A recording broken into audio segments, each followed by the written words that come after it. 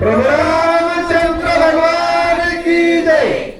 सोत हनुमान महाराज की जय। शांती ब्रह्म एकनाथ महाराज की जय। रावणाचा विजय केला त्याचा पुच्छे केला घात सन्मुख पाडिला लंके हात तेने अकांत राक्षसा। हनुमंतरायाचं उड्डाण आता लंकेमध्ये आलेलं लंकेमध्ये आल्याबरोबर हनुमंतरायांनी पहिलं एक काम केलेलं लंकेत गेल्या कोणतं केलं?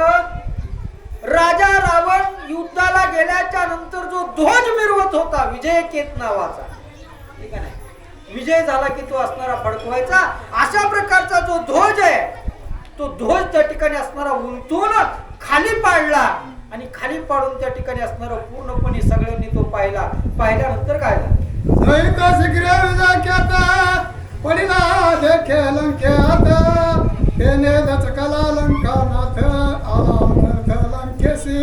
तरी असं या ठिकाणी जो असणारा पूर्णपणे विजय केत नावाचा ध्वज राजा रावणाच्या असणाऱ्या शिखरावर असणारा त्या ठिकाणी होता तो फडकत होता तो लंकेमध्ये पडलेला त्या ठिकाणी पाहिला काही जणांनी आणि अनुमान काढलं बरं का अनुमान। आता लंकेचा अंत जवळ आलेला आहे, आता लंका राहणार नाही हे का नाही। अनुमान काढायला चालू केलं, अनुमान काढून काही कार्य केले पाहिजे नाही का नाही। अनुमान काढायचं कोणतं? शेतकऱ्याला पहिला अनुमान आलं पाहिजे वापसा झालाय का नाही। चिबडा असलं तर पेरून काही उपयोग, वापसा झाल्यावरच पेरल्यावर उगवणार आहे, चिबडात पेरून अनुमान काढता आलं पाहिजे। तसं हा विजय ध्वज नावाचा जो असतो विजय केत नावाचा जो ध्वज आहे ना तो खाली पडलाय, आता मात्र काही खरं राहिलं नाही असा विचार त्या ठिकाणी केला।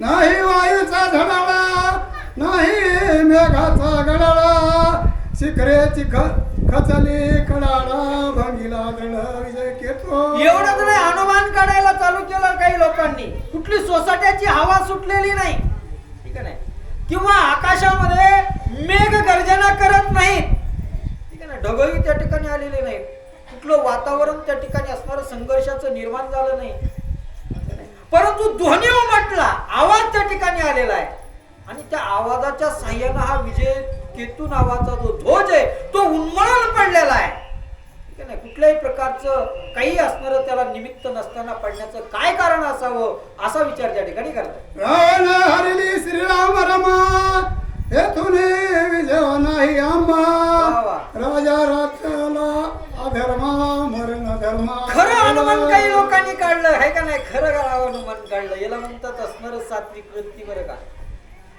प्रभु रामचंद्राची रमा, ठीक आहे ना, प्रभु रामचंद्राची अर्धांगिनी सीता, सीतेचा हरण आपल्या राजानं ज्या काळापासून केलं त्या काळापासून आपल्या असणाऱ्या त्या ठिकाणी पूर्णपणे काय होऊ लागलेला आहे, हार पत्करावी लागलेली आहे का नाही, कुठलाही असणारा विजय प्राप्त झाला नाही। आज तर विजय केत नावाचा जो ध्वज आहे तो खाली पडला, याचा अर्थ आता इथून पुढे आपल्याला कधीही विजय प्राप्त होणार नाही असा अनुमान तिथं काढलेला। ऐकोनी जनाच्या गोष्टी उल्हास हनुमंताच्या पोटी उच्ची बांधून शकून गाठी राक्षस कोटी मारावया। तरी असं ज्यावेळेस ही जनवार्ता त्या ठिकाणी कुणाची ऐकली याच असणाऱ्या त्या ठिकाणी राक्षसांची ऐकली त्यावेळेस त्या ठिकाणी असणाऱ्या हनुमंतरायाला आनंद झाला बरं का, आनंद झाला आहे का नाही। कारण काय शब्द होता?